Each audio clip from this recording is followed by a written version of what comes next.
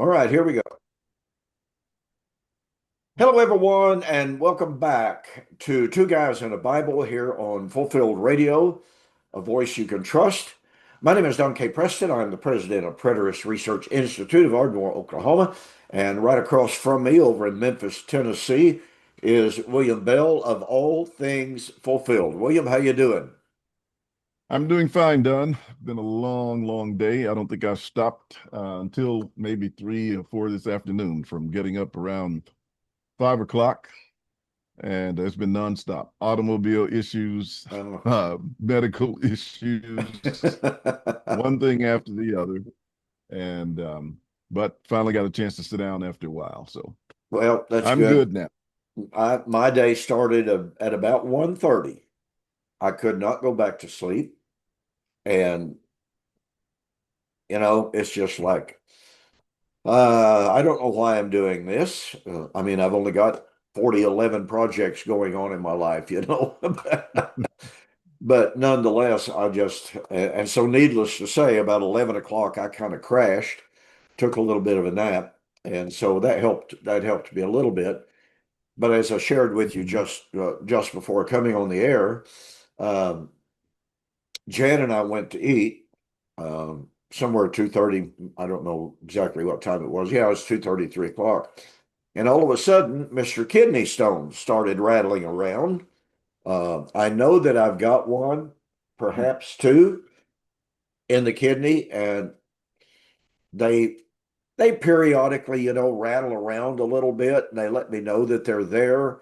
They make me feel really, really bad because they release toxins. Your kidneys start trying to fight them and all this kind of stuff. And so you have toxins being released into your system, and you just feel like a truck ran over you. So I haven't felt good since that happened. And I'm just, I've passed 13 kidney stones in my life. And I would just prefer to leave it right there. Don't want any more. They say three's a charm. Well, I want to tell you something. 13 has nothing to do with anything charming. No, no fun at all. I So know they have to be painful. they are absolutely awful. And then to cap it off, Jan's got a kidney stone rattling around. So we're we've got twins working at our house right now. Anyway, it'll be all right. As they always say concerning kidney stones, it'll all come out in the wash, Uh, somehow or the other. But boy, it's no fun. So anyway, William, last week as we closed out and we did last week we kind of gave a rundown on our travels and what we've been involved in lately, and a lot of people seem to enjoy that. And as we closed out, I said what I would like for us to do this evening is to investigate the dispensational view of the interim, or what they call the replacement theology doctrine. And I want to examine that in the light of the Abrahamic inheritance. Now, we've touched on number one, the identity of the Abrahamic inheritance, that it involved Abraham's inheritance of the world, a heavenly city, a heavenly country, and a better resurrection. So all of that given, we have examined a couple of weeks ago. We examined the fact that the Abrahamic inheritance would be given at the end of the law of Moses.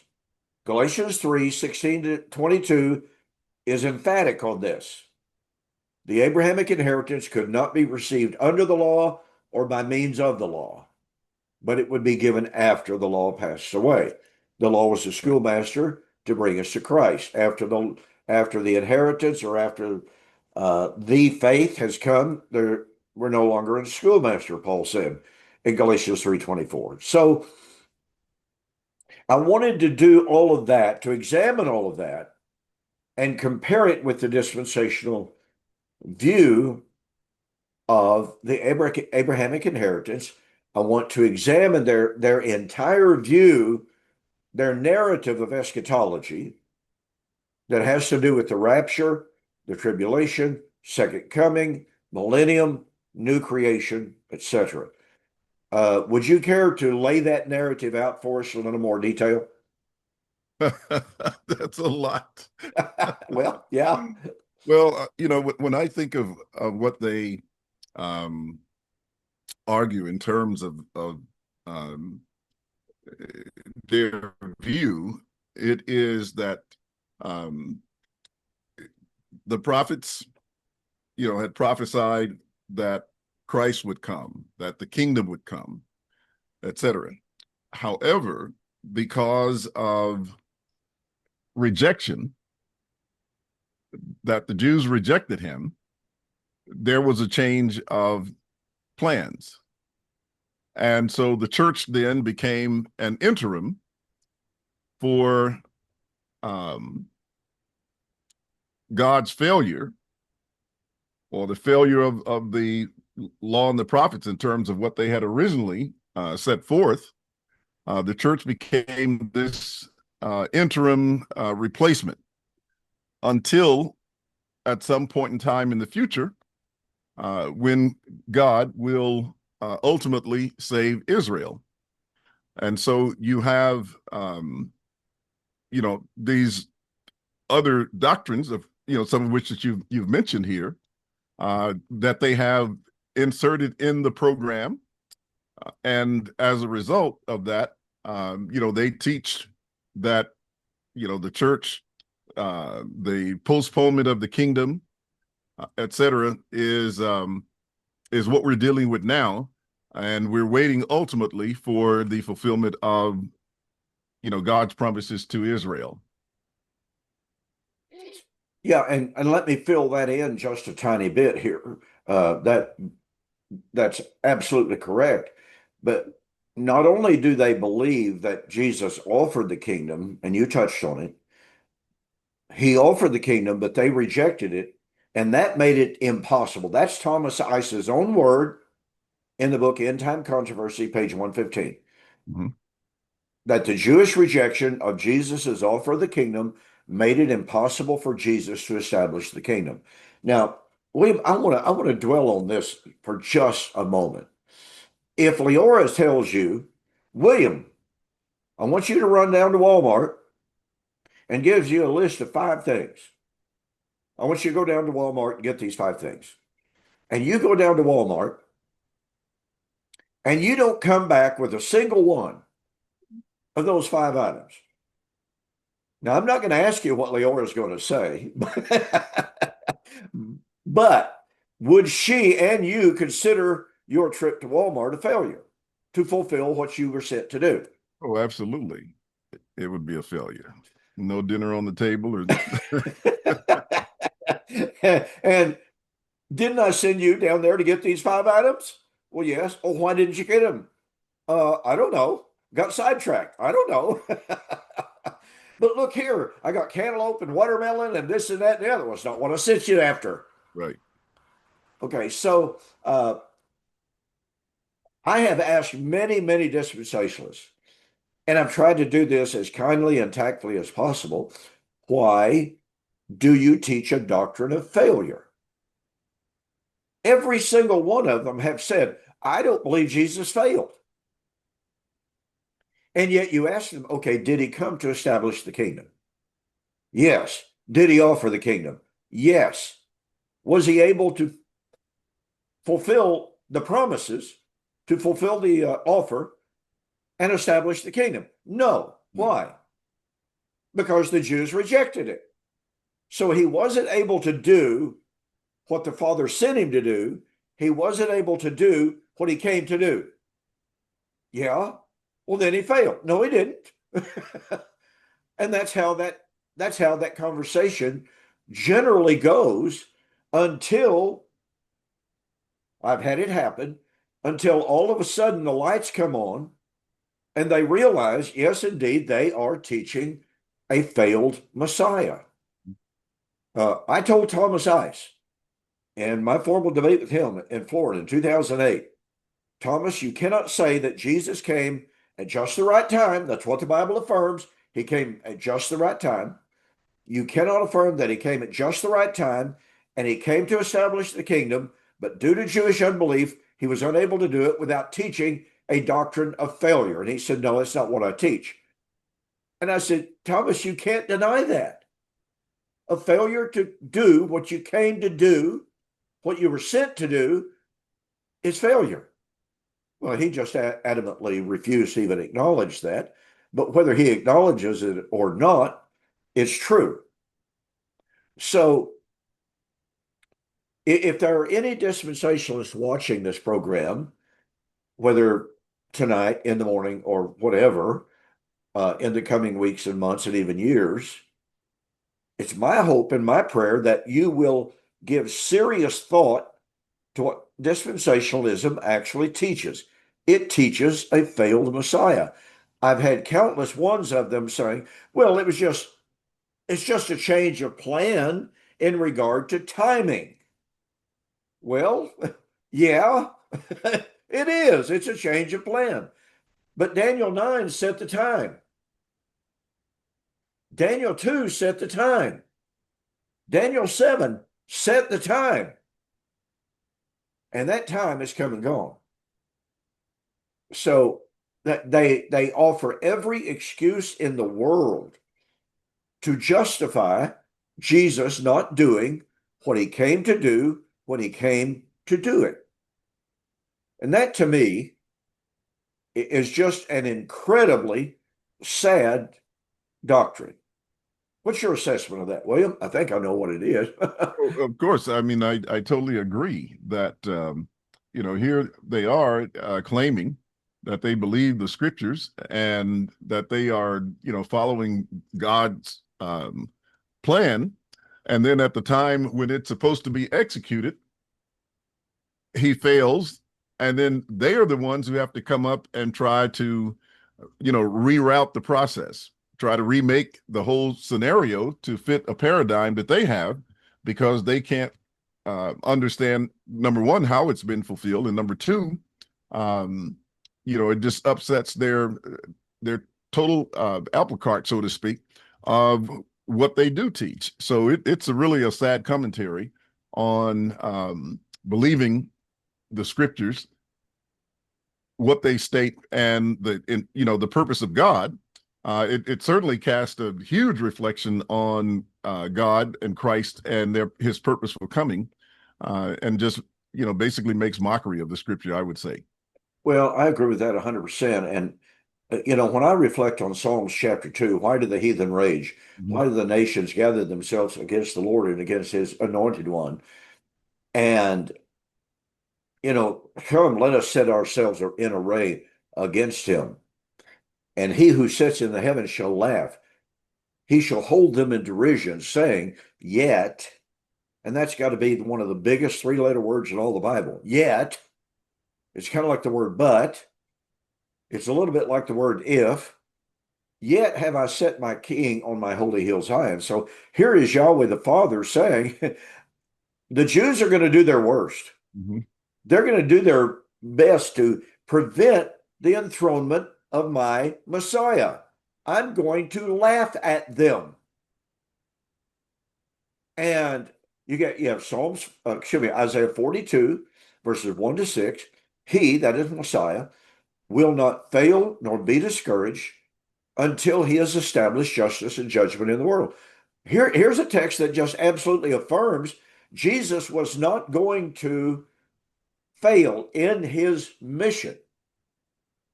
And then you have Psalms 89, 34 to 37. The Lord said, I have sworn by myself. I have sworn an oath. I will not alter the word that is gone out of my mouth. I will set the seat of David on the throne and establish it as the sun and the moon and the stars. And so here is God saying, you know what? I'm not going to change my plan. So here you have the dispensational paradigm saying God changed the plan.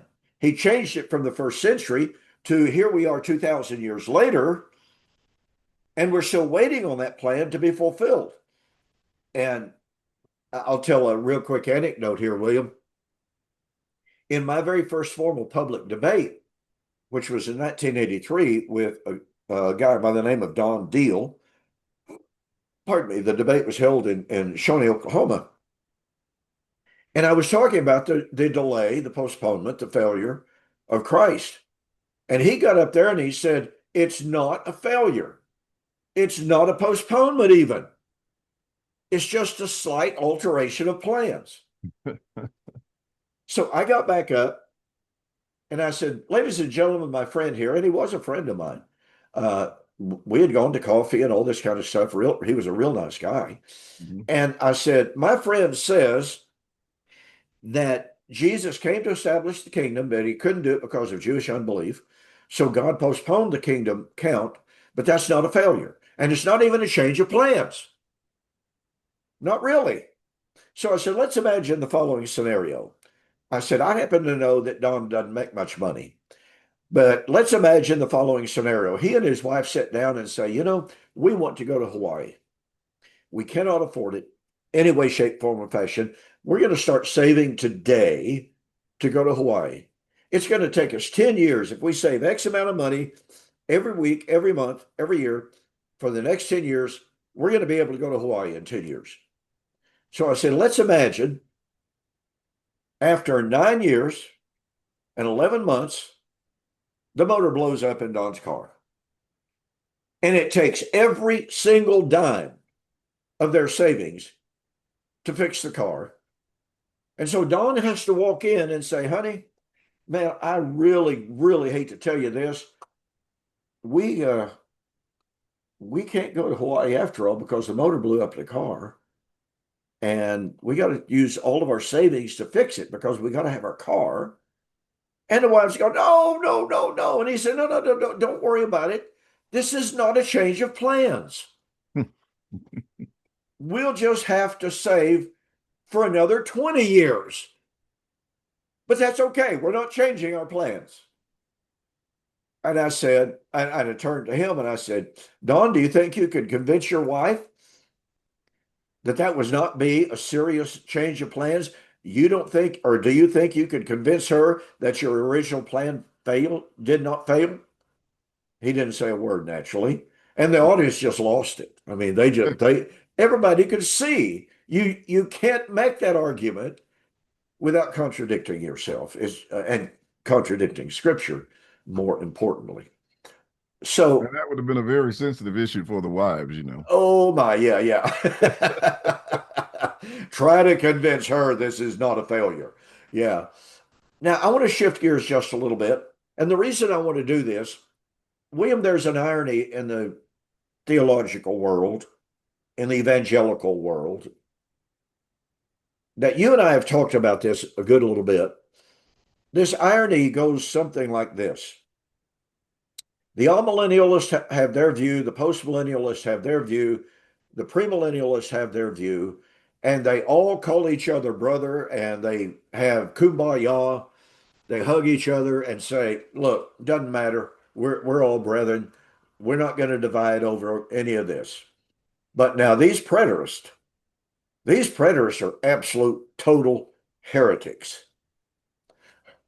Just today, I stumbled on the internet an interview between Sam Frost and this guy. I've forgotten his name now. I've got the interview highlighted in my favorites, and the interviewer felt it necessary to lay some groundwork. And he said, "Now, Sam, you are an amillennialist. Is that correct?" Yeah, yeah, that's what I am now. He said, "Well, I am a dispensational premillennialist." But he said, we want our audience to know that we're brethren, right? And that we love each other, right? And that we're in fellowship with one another, right? Yep, yep, yep, yep, yep. But we want everybody to know that these folks who call themselves full preterists, they're not Christians. They are not our brothers. We're not in fellowship with one another. Now, Liam, here's an amillennialist. Doesn't matter of what stripe they are, an amillennialist. They believe that the doctrine of a failed Messiah is a horrid, horrid gospel denying doctrine, right? Right. How then can they reach out and embrace a dispensational premillennialist who believes that Jesus did fail? How can they do that? I don't know how they justify it among themselves. It's the cognitive dissonance, I guess, the um, failure to bring that to the forefront of their consciousness when they're thinking about it. And then I guess the abhorrence they have of the preterist view that makes them feel like, we can all be against them. And then perhaps as some justify it, they say, well, we're all futurists. We can have our different viewpoints, but we're all futurists. We all believe that Christ is coming back at some time in the future. And that's one way that they seek to justify it. I agree that is one way they seek to justify it, but in getting there to that umbrella statement of, well, we all agree the future holds the second coming. Mm-hmm. One of them says Jesus failed. He couldn't do what he came to do. He supposedly came at just the right time to do it, but he couldn't do it. So next time around, he'll come at just the right time. And the amillennialists and the postmillennialists are sitting back going, you can't say he came at just the right time, but he failed. That's not the gospel of Christ. Right. But hey, kumbaya. Let's all hug. Let's have a group hug. As long as they feel like they can condemn the preterists. And that to me is one of I will call it a dark irony for which I find no justification. I find that it's hypocritical because Kenneth Gentry has debated dispensational premillennialist, you know, Mm-hmm.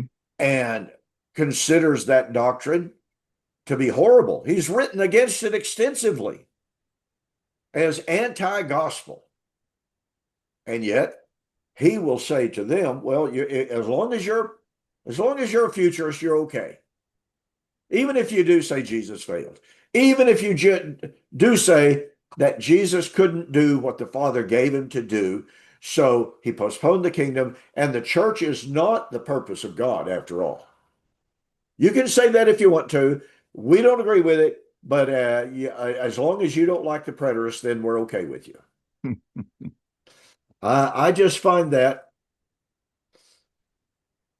I find that to be such a self-contradiction, such an amazing irony that I think people need to be aware of what's going on out there in the futurist camp.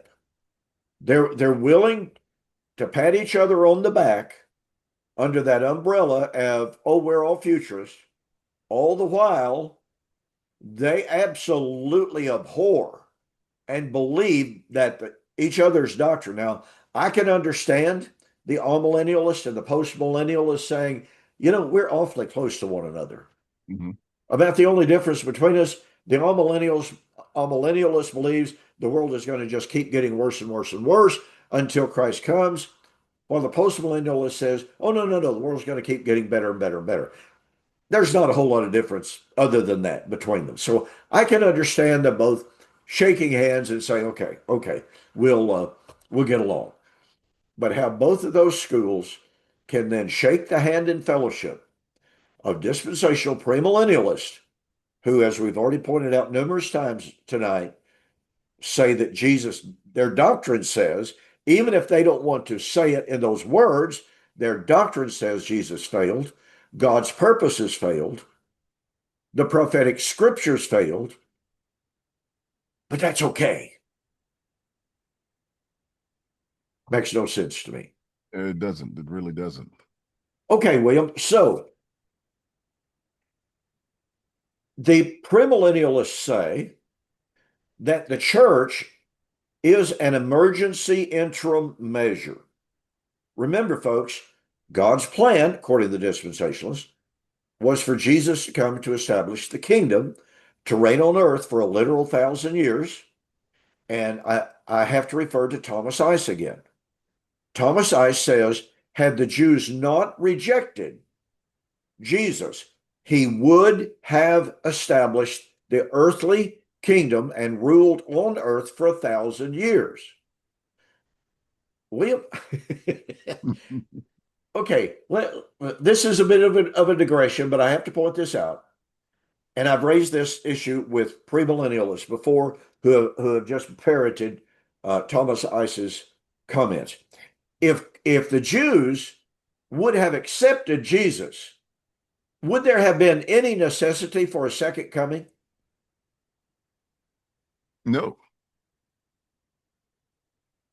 If the Jews had rejected him, If the Jews, are you saying if the Jews had accepted him? if the Jews would have accepted him, Thomas Ice said he would have established the kingdom and ruled on earth. So, if that be the case, would there have been any need, any necessity whatsoever for a second coming of Christ?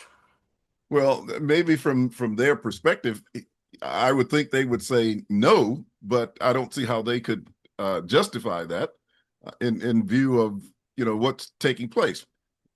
They would be saying the kingdom had come if he had been accepted. Yep. So they would have had the kingdom. And that, to me, from that perspective, would rule out the need for a coming to establish the kingdom. That's the whole point. Yeah. I have asked any number of dispensationalists to explain this to me. I have yet to receive an answer.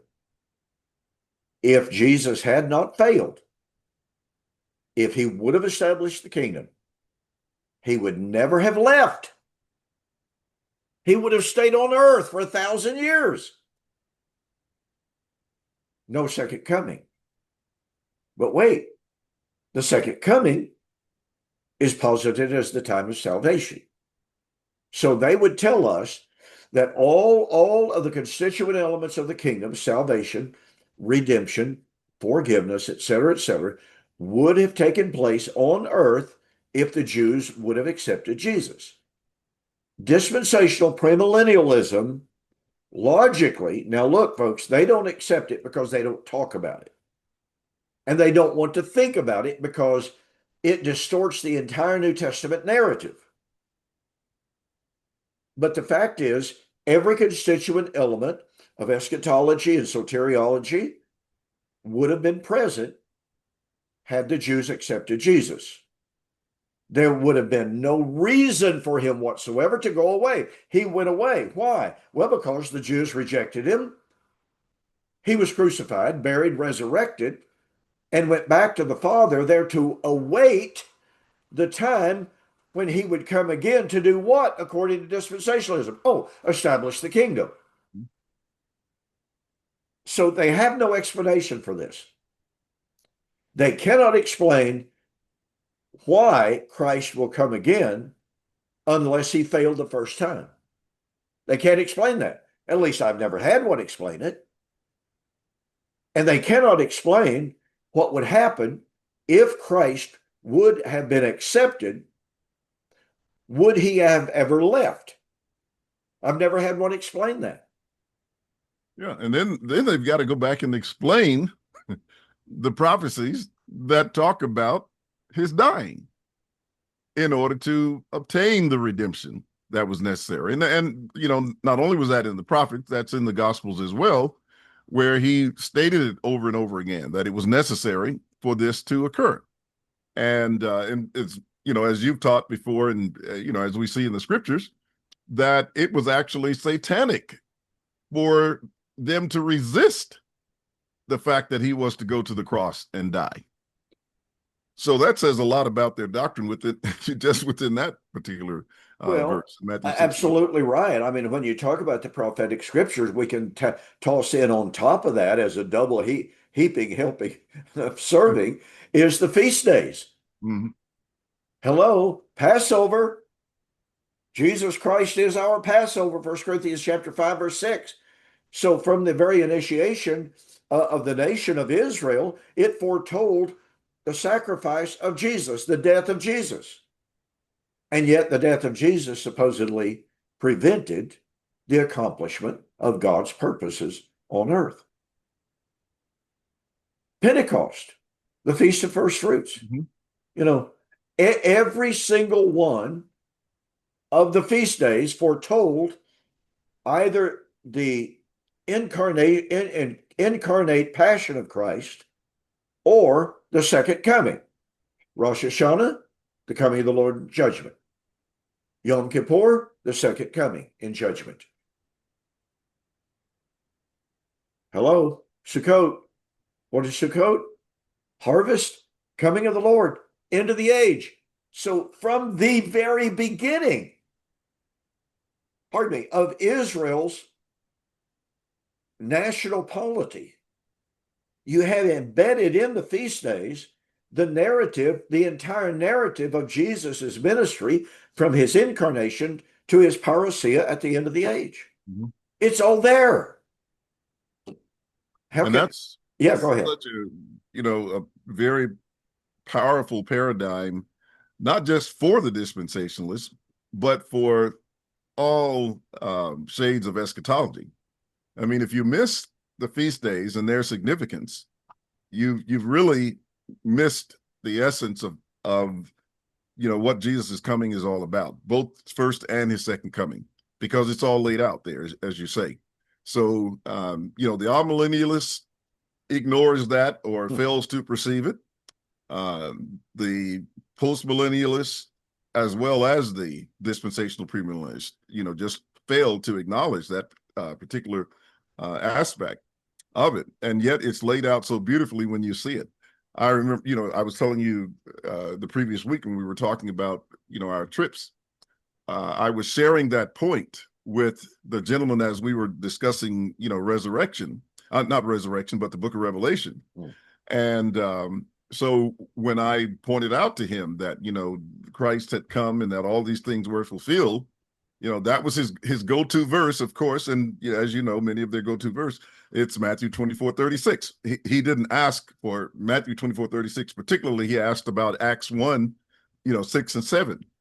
And I told him that, that's the same verse as Matthew 24:36 and 1 Thessalonians 5. And when I walked him through the feast days about it and eventually got to that unknown day, I mean, it was like he didn't know what to think about it. It kind of blew him away, but he sat, receptive to it. It's just that it never really dawned on him to even consider it. Well, I don't have to tell you, you know this very, very well. You touched on it ever so briefly there a moment ago.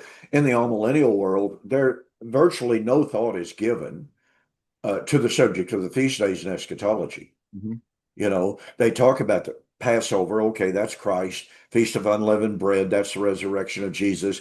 Feast of first fruits, etc. Oh, I heard some lessons on that when I was a young man. No great big development of it, but it was just like, boy, there's some beautiful harmony here. Nothing whatsoever, not a word about Rosh Hashanah, Yom Kippur, and Sukkot. Not a word. But even then, if you talk Pentecost, that's going to run counter to their law fulfilled at the cross, paradigm. Just a little bit, yeah. Yeah. Of course it does. But it just shows you how profoundly deep tradition runs that prevents people from even looking at the subject. Mm-hmm.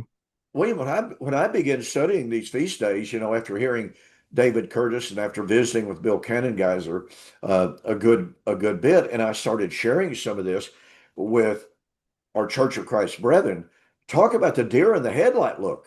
Yeah. And I had people, and when I would say something about it in one of my YouTube videos, I would have Church of Christ members say, "You're teaching heresy. The feast days have nothing to do with the coming of the Lord and the judgment and the resurrection." And I mean, boy, they just tie into me and come at me with both barrels blaring. Well, when I would explain it to them, all of a sudden they would disappear. There's a guy who basically stalks me on YouTube. He's an older fella and what have you, and he just thinks I am the world's. He probably thinks that I am the man of sin.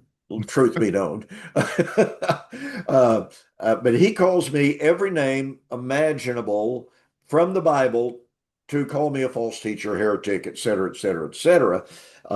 You know, and this older fella could not delineate, could not offer an explication or a development of Israel's feast days and their relationship to eschatology if his soul depended on it. Because according to him, Christ accomplished everything that the Father gave him to do by John chapter 17, which means, of course, he hadn't, even though he hadn't died, he'd already done it. Even though he hadn't been raised from the dead, he'd already accomplished everything. Even though he hadn't established the church, he had already done everything. Even though he had not yet poured out the Holy Spirit, to raise Israel from the dead, he had already accomplished everything. I mean, that's how ridiculous and how illogical, the guy is. But the feast days are they're so far above his head. And I'm not trying to be unkind, but you and I both know his background in the amillennial world that gives no thought. They have never even studied or imagined the relationship between the feast days and eschatology. And so it's just absolutely astounding how far removed the modern evangelical Christianity is from the narrative. So that's why it's so troubling to me when we come to the dispensational world and they tell us that the church is this emergency interim measure. Because to go back to what you just mentioned, and that's Pentecost. What did it represent, William? What was the symbolism and the prefiguring of Pentecost? Pentecost was one thing that was involved in Pentecost was the time of the giving of the law in the Old Covenant, but it's also, the time of the preaching of the gospel as far as the New Covenant was concerned. But it was also a time of the first fruits related to the harvest. The second portion of first fruits, in Exodus 23:19, it talks about the first of the first fruits. And that was the time of the barley harvest. That that message was imprinted in my mind, as you say, from Bill Geyser at that Oklahoma conference, and I never forgot it. Blew my mind. And then on that 50th day, Pentecost, after the 7 Sabbaths, you had the wheat harvest. And so those were the grain harvests, and that's being represented there, and that's what Pentecost was all about. And so that reflects the church being raised from the dead, raised out of sin, at least from an inception point of view, a beginning point of view. And so they are called first fruits from that perspective. Okay, then let's pick that up. Since Pentecost was the Feast of First Fruits and it was the establishment of the church. And by the way, dispensationalists agree with this. The church was established on Pentecost. Okay, well, if the church was established on Pentecost, the church was established on Pentecost. That sounds redundant and it sounds simply repetitious, but if the church was established on Pentecost in fulfillment of the feast typological significance of the Feast of First Fruits, William, doesn't that mean that the church was actually prophesied via means of the Feast of First Fruits? Absolutely. Absolutely. Okay, then what happens to the dispensational doctrine that says, oh, the church is not foretold anywhere in the Old Testament? It just goes by the wayside. I mean, it's just totally untrue that's that it's not prophesied there, that it's not a part of it. Even when you talk about the seed of Abraham and Christ, it's there in so many different ways that that the church is there, but particularly with the feast days. I'm trying to think of the guy's name, the dispensationalists, and what's so interesting is they have a better grasp of the feast days than the amillennialists do, or the postmillennialists. Yeah, and have written books on it, understand the meaning of them, but they don't, they're not able to put them into the proper framework to see their fulfillment. It's always something out in the future. It's always something that hasn't taken place in terms of the fall festivals, as far as that goes. The end time. Oh yeah. Well, they're all eschatological, really, Yeah. Yeah. because Yeah. they Yeah. all deal with the last days. Let me pick up on that because that's really, really critical. You made a point there that is absolutely, and I'm talking powerfully true, that the dispensationalists have a better grasp of the significance of the feast days than both the amillennial and postmillennialists. I mean, there are some premillennial teachers that have done some what I consider to be absolutely incredible studies on the typological significance of the feast days. One dispensational writer, I'm struggling to remember his name at this moment, like you were there a moment ago, but he says the first four feast days were graphically, that's his word, were graphically fulfilled right on time, just as foretold in the incarnation, in the death, burial, and resurrection of Jesus, and the day of Pentecost. Okay, back to the question. If the first four feast days were, quote, graphically fulfilled right on time, according to dispensationalists, then back to the point I made just a moment ago, since the church was established on Pentecost in fulfillment of the day of Pentecost typology, then that means there was no postponement of the kingdom offer. It means that the church was the fulfillment of the kingdom offer, Yes. because you can't have Pentecost foreshadowing a failure. I mean, that just makes no sense whatsoever. You cannot have Pentecost foreshadowing not only a postponement, but a failure. It was the first fruits. And as you pointed out, Leviticus 23:19, Christ had already become the first fruit of the first fruit. Well, that means that his death was the fulfillment of prophecy. Mm-hmm. It was not a failure. Mark Biltz, I think. Mark Biltz is the author I was thinking of. Mark Biltz. He did this blood moons book on blood moons, but Okay. he goes through, at least in the first part of the book, he goes through all the feast days and does a pretty good job. Okay. I'm not familiar with That's that the one name. I was thinking about. Okay. Well, maybe I'll think of the one that I was thinking about here. Remember his name here in just a moment. But everywhere you look in the first four feast days, it was typological and foreshadowing the appearance of Christ, his death, his burial, his resurrection, and the Feast of First Fruits.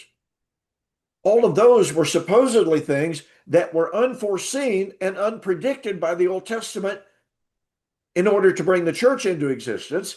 Because remember, according to the dispensational paradigm, the church was an unpredicted, unforeseen, unplanned interim measure.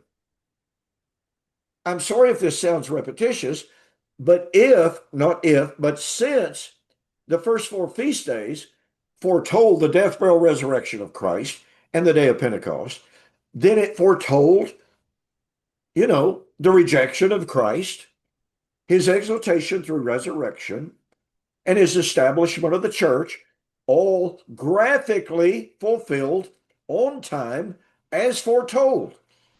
Where in the world do you get the idea of a postponement? Where in the world would you ever get the idea of a interim measure, since Pentecost is what was planned? Yeah, and this was so indelibly ingrained into Israel from the perspective that they had to revisit this every year. Oh yeah. So you're you're going to embed within them this commemorative, celebratory event, only to let them know that you're practicing for failure. Yeah. That just doesn't make any sense. That's a joyful bit of good news. Yeah. Yeah. And folks, what we're trying to do here is to show that the entire dispensational paradigm, which says that the church was an emergency in a measure, is built on false premises. It says Jesus failed. It says Jesus couldn't accomplish. But the first four feast days, we are told by the dispensationalists, were fulfilled graphically right on time. But the first four feast days were prophetic of Jesus's death, burial, resurrection, and the establishment of the church, the ingathering of the first fruit harvest. Those are not failures. They didn't point to failure, as William just said. They were played out in perfection and in fulfillment. How then can it possibly be argued that since the Old Testament's feast days foretold the very events that dispensationalists tell us were fulfilled right on time, just the right way, how can they then argue, oh, the day of Pentecost and the establishment of the church was an oops on the part of God? Didn't plan on this, folks. I'm really sorry. I didn't intend for this to happen. And yet, as I have pointed out on this program before, Peter in Acts chapter 2, 32 through 36, quotes Psalms 110. The Lord said to my Lord, sit at my right hand until I make your enemies your footstool. And he applies that to Christ, raised from the dead, enthroned in the heavens at the right hand of the throne. And William, I've been studying dispensational literature most of my almost adult and adult life. Every single dispensational writer that I have ever read says Psalms 110 was being fulfilled on the day of Pentecost. Well, wait a minute. That means that the day of Pentecost, to reiterate one more time, the establishment of the church was predicted in Psalms 110. Where's the failure there? I've intended to do this several times. I never have, but I've intended to go through Acts chapter 2 alone, and just list every single Old Testament prophet or prophecy that was fulfilled on that particular day. Mhm. And now that I've got Grok, that would be pretty easy to do. Yeah. So I'm going to do that because that will be, I know it will be very, very impressive. That's something to look forward to, folks. Okay, so once again, here's the dispensational paradigm. Christ came to do something, couldn't do it. The Lord established the church as this emergency interim measure. But William, when God made the promises to Abraham, he promised Abraham that he would inherit the world, Romans 4:13. And I want you to answer a question for us here momentarily. But he promised him a heavenly city, a heavenly country, and a better resurrection. So first of all, I had somebody, and I just now remembered this. I haven't gotten back to the lady who asked the questions. She always asks wonderful questions. So we can discuss it here very quickly. What is the quote world, unquote, that Abraham was promised? That's the new heavens and the new earth. Okay. That's the inheritance. All right. It's salvation. Okay. It's the church. And Jesus said, go into all the world and preach the gospel Preach to the every gospel. creature. So, and the point that I wanted to bring out, and like I said, I just now remembered getting this lady's question. I apologize to her. I won't call her name. But when God made the promise that in him and his seed, all nations of the earth would be blessed, the world that Abraham knew at that time was pretty small, wasn't it? Correct.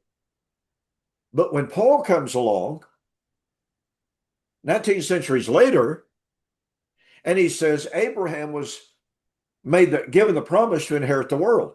By this time, the world has expanded exponentially. And yet Paul is applying the Abrahamic promise to his world. So Paul was not confining the promise of Abraham to that tiny little sliver of the Middle East, as we call it today, of the ancient Near East. Paul was not interpreting the promise of the world to that little sliver of geography. He has expanded it exponentially to include what he calls the world, the oikumene, as well as the cosmos. And by the way, we now know, historians now know, that the Romans came into contact, and of course, this is not controversial.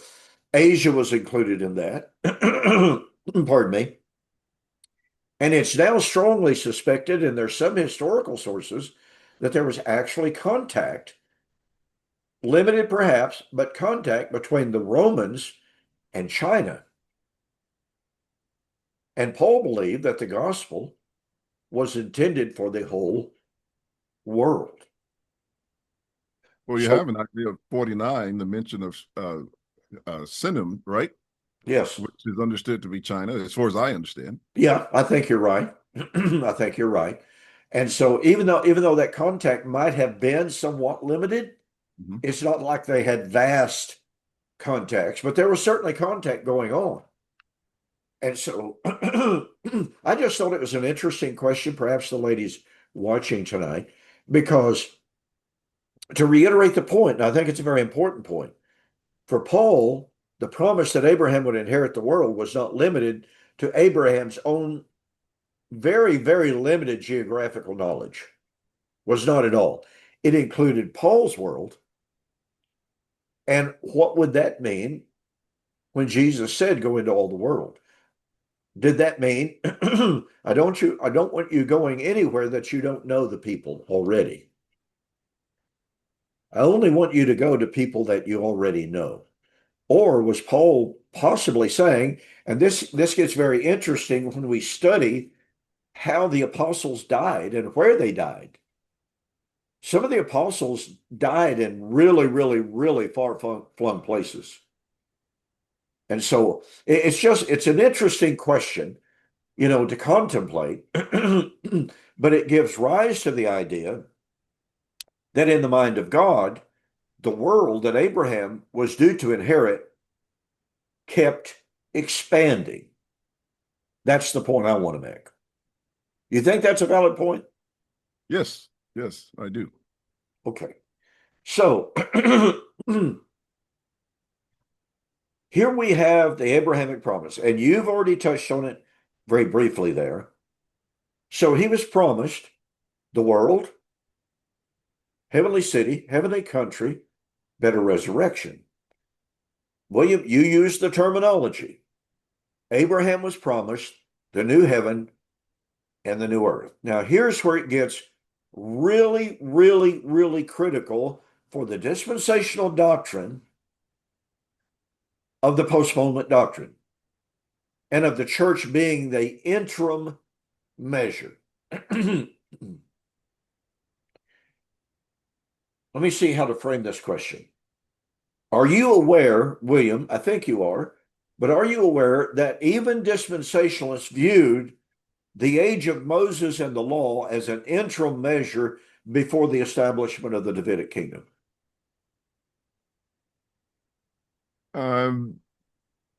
I can see, yes, I would say that they do, yes, for sure. Okay. The reason for that being, I'm not aware of any dispensationalist. Now I take that back. I made a comment along this very line just briefly. I think it was on one of my YouTube Now TV videos, and in which I said, I'm not aware of any dispensationalist that believes that the law of Moses will ever be restored. And this one guy wrote back to me and he said, absolutely, the law of Moses is going to be restored.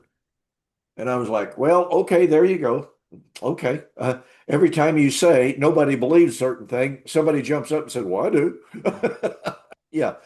So anyway, 99.9.9.9% of all dispensationalists believe the law of Moses was fulfilled and taken out of the way in the first century. That's Thomas Ice's position. That was Tim LaHaye's position. That was Dwight Pentecost's position. That was Merrill Unger's view, on and on and on it goes.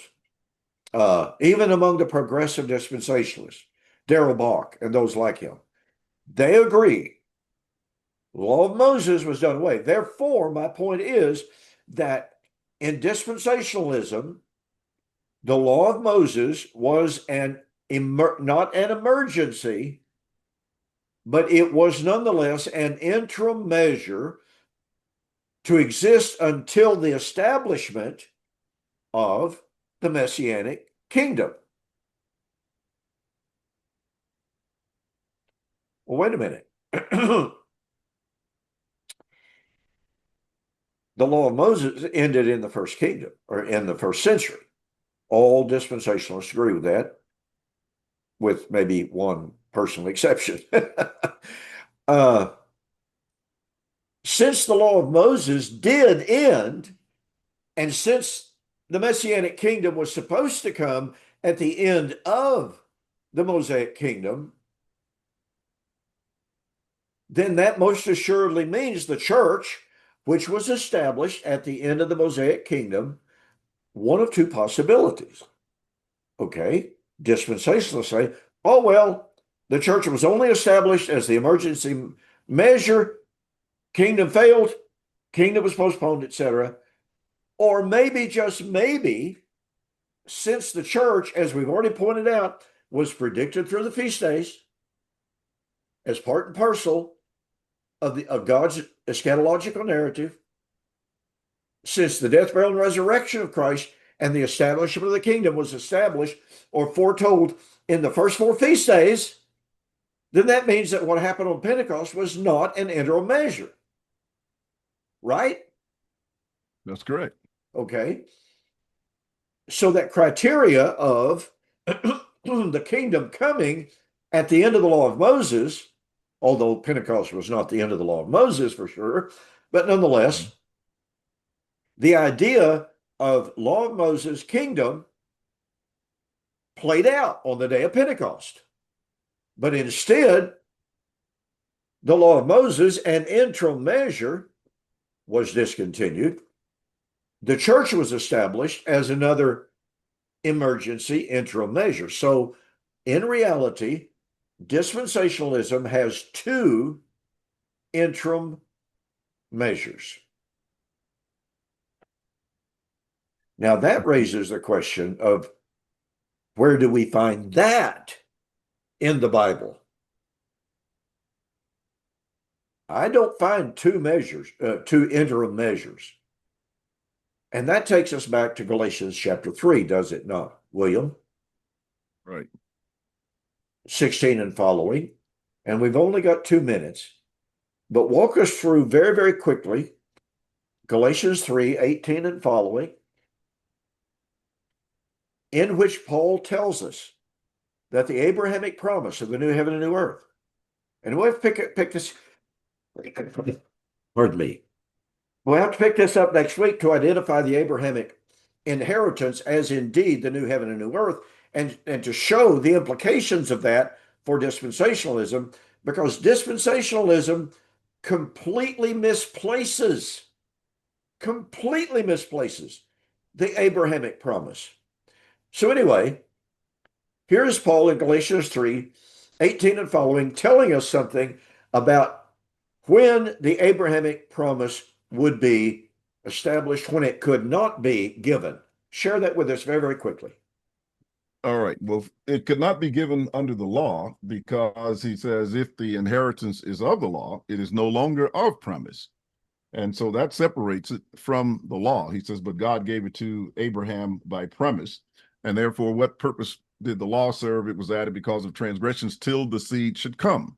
And so till the fulfillment should come through Christ. And as you and I have discussed before, we're talking about his parousia in that verse. Then that shows when the new heaven and earth arrived. It shows when those things were fulfilled, and therefore showing that the promise came through Christ after the law was fulfilled. And that completely and totally disrupts the dispensational paradigm.